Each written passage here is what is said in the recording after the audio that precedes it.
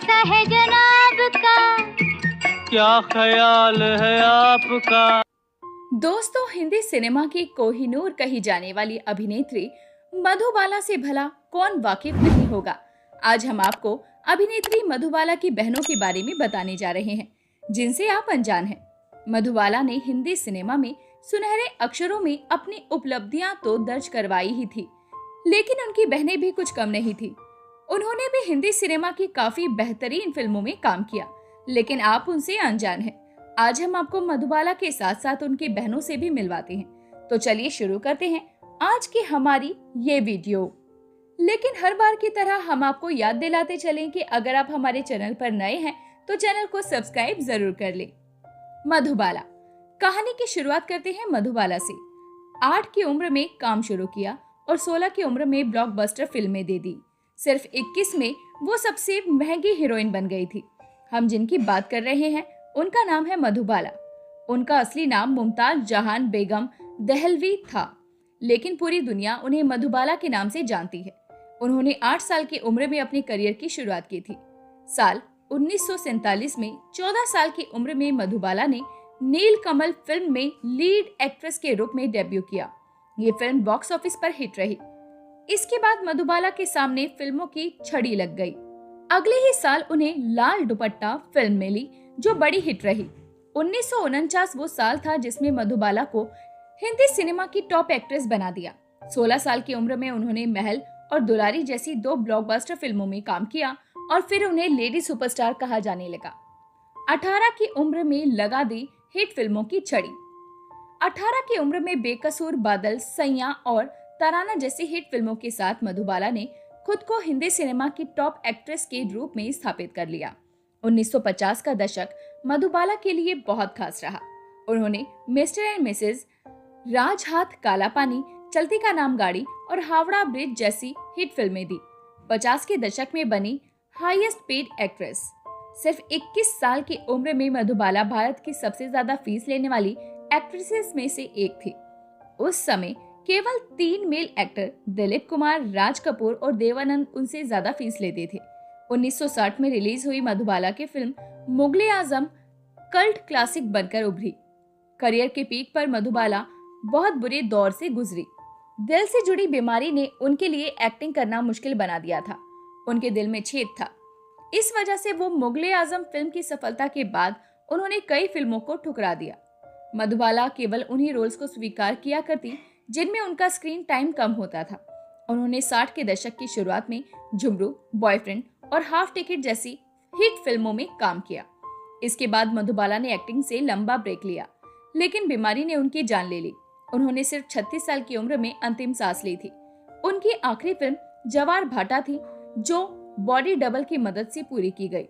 ये फिल्म मधुबाला के निधन के 2 साल बाद थिएटर में रिलीज हुई थी। चंचल हिंदी सिनेमा की वो हसीना जिन्होंने अपनी एक्टिंग से लोगों के दिलों को जीता और दर्शकों के दिलों में अपनी एक खास जगह बनाई। मधुबाला बॉलीवुड की वो हसीना थी जिन्होंने हमेशा ही अपने काम से लोगों का दिल जीता। ना सिर्फ मधुबाला बल्कि उनकी बहन भी बराक की तरह खूबसूरत और एक्टिंग में माहिर थी। आज हम आपको एक्ट्रेस की बहन की उस फिल्म के बारे में बता रहे हैं जिसमें उन्होंने भले ही साइड रोल किया था, लेकिन वो फिल्म ऑस्कर के लिए नॉमिनेट हुई। आइए जानते हैं इस फिल्म के बारे में कि वो कौन सी फिल्म थी। दरअसल हम जिस फिल्म की बात कर रहे हैं वो कोई और नहीं बल्कि पॉपुलर फिल्म मदर इंडिया थी। जी हाँ, फिल्म मदर इंडिया में ही मधुबाला की बहन चंचल ने भी काम किया था। इस फिल्म में चंचल ने रूपा का किरदार निभाया था। चंचल की इसी फिल्म को दुनिया के सबसे बड़े फिल्म अवार्ड ऑस्कर के लिए भी चुना गया था। इस फिल्म में भले ही चंचल ने साइड रोल अदा किया था, लेकिन दर्शक उनके दीवाने हो गए थे और उनके काम की खूब सराहना हुई थी। इसी फिल्म में चंचल ने अपने साइड रोल से अपनी एक्टिंग का लोहा भी मनवाया था। इस फिल्म में चंचल के अलावा राजकुमार, नरगिस दत्त और सुनील दत्त और राजेंद्र कुमार जैसे स्टार्स शामिल थे। हिंदी सिनेमा की महारानी के तौर पर जानी जाने वाली मधुबाला की उनके अलावा 4 बहनें थी, जिनमें मधुबाला तीसरे नंबर पर थी। मधुबाला का असली नाम मुमताज जहां बेगम दहलवी था।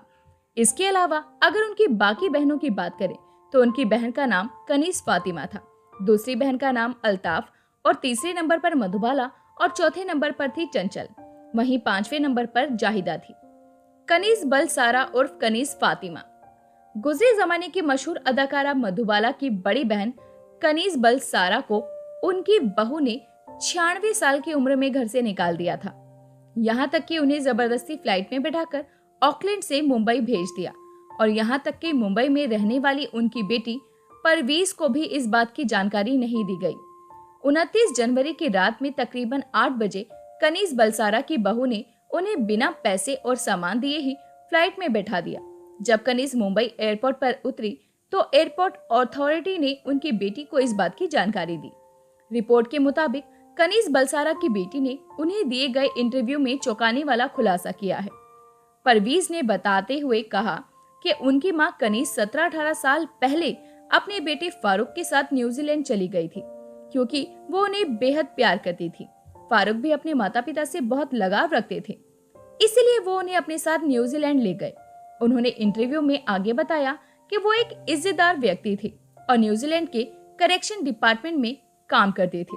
जहां फारूक अपने पेरेंट्स को बेहद चाहते थे तो वहीं भाभी समीना को उनके माता पिता से नफरत थी। परवीज ने इंटरव्यू में खुलासा किया कि भाभी समीना उनके माता पिता के लिए कभी खाना नहीं बनाती थी, इसीलिए फारूक अपनी मम्मी और पापा के लिए रेस्टोरेंट से खाना लेकर आते थे। इतना ही नहीं, समीना की बेटी भी पेरेंट्स के साथ बुरा व्यवहार करती थी।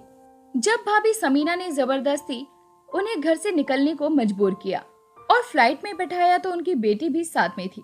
परवीज ने आगे बात करते हुए कहा कि वो पहले लगातार न्यूजीलैंड जाती रहती थी और माँ भी 2 बार इंडिया आई, लेकिन तबीयत की वजह से वो पिछले 5 सालों से इंडिया नहीं आई।